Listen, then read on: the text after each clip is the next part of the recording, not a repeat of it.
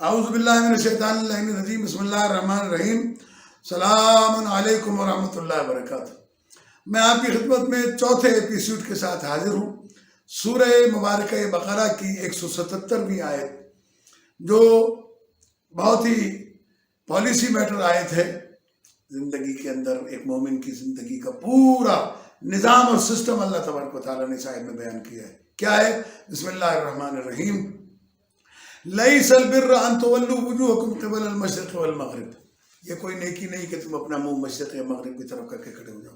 ولکن البر من آمن باللہ، لیکن نیکی یہ ہے کہ جو اللہ پر ایمان لائے، والیوم الآخر، آخرت پر ایمان لائے، والملائکہ، ملائکہ پر ایمان لائے، والکتاب، کتابوں پر ایمان لائے، والنبیین، نبیوں پر ایمان لائے۔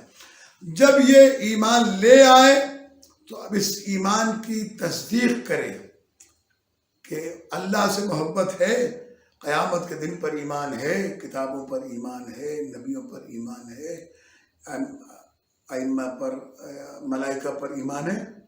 کیسے ثابت کرے گا؟ وَآتَ الْمَالَ عَلَىٰ حُبِّهِ ذَوِي الْقُرْبَىٰ وَالْيَتَامَىٰ وَالْمَسَاكِينِ وَابْنَ السَّبِيلِ وَالسَّائِلِينَ وَفِي الرِّقَابِ۔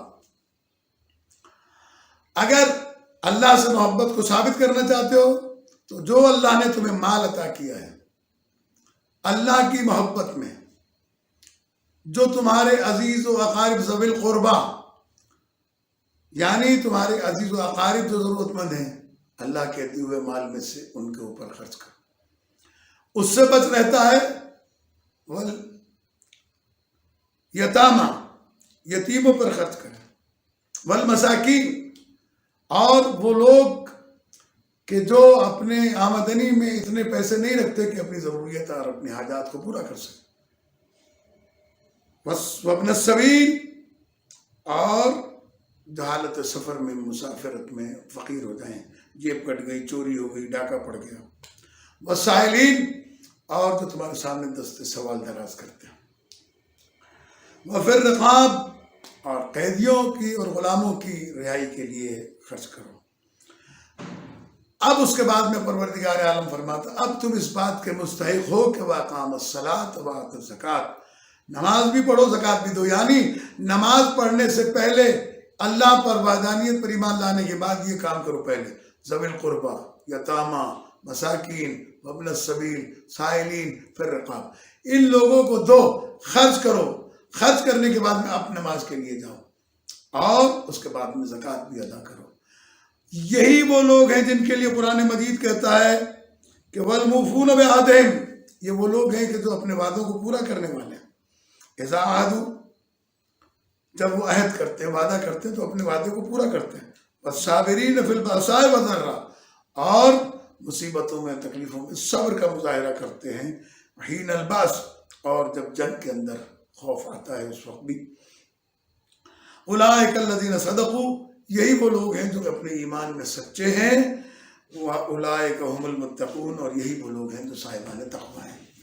بتانے کا مقصد صرف یہ ہے، اس آیت کے پڑھنے کا مقصد یہ ہے کہ نماز اور روزہ و حج و زکوٰۃ و خمس و جہاد سے پہلے اللہ کی مخلوق پر رحم کر کے اللہ سے اپنی محبت کو ثابت کرو، بھائی بہن، عزیز، دوست، احباب، ساری چیزوں کو۔ اس کے بعد آگے بڑھ کر قرآن مجید میں جو یہ بات کی گئی، اس کے بعد میں آپ کے اوپر فرض ہے نماز اور روزہ، اور ہر نماز کے ساتھ یا ایھا الذین آمنوا اقیموا الصلاۃ وآتوا الزکاۃ، نماز پڑھو، زکوٰۃ دو۔ یہ وہ واجب زکوٰۃ نہیں ہے تو ہر نماز کے بعد دی جاتی ہے، ہر نماز کے بعد زکوٰۃ نکالو۔ اگر تمام اہل ایمان اپنی نماز کے بعد زکوٰۃ نکالیں، صدقات ادا کریں، تو پھر کوئی بھی غریب نہ رہے، کوئی بھی مسکین نہ رہے۔ یہ خدا کا نظام ہے۔ اس نظام پر ہمیں عمل کرنے کی اللہ تبارک و تعالیٰ توفیق عطا فرمائے کہ ہم اپنے ماں باپ کو بھی دیکھیں، بہن بھائیوں کو بھی دیکھیں، عزیز و اقارب کو بھی دیکھیں، مومنین کو بھی دیکھیں۔ اس وقت جو پریشانی کا عالم ہے، جو سیلاب زدگان کی وجہ سے، بارشوں کی وجہ سے جو متاثرین ہوئے، ہم سب پر فرض بنتا ہے کہ اپنی اپنی حیثیت کے مطابق معمولی سے معمولی رقم بھی جمع کر کے اگر کریں تو قطرہ قطرہ سمندر دریا بنتا ہے۔ ہمارا یہ مال بھی دریا اور سمندر بن سکتا ہے۔ اللہ تبارک و تعالی ہمیں اور آپ سب کو اللہ کی راہ میں خرچ کرنے کی توفیق دے۔ السلام علیکم ورحمۃ اللہ وبرکاتہ۔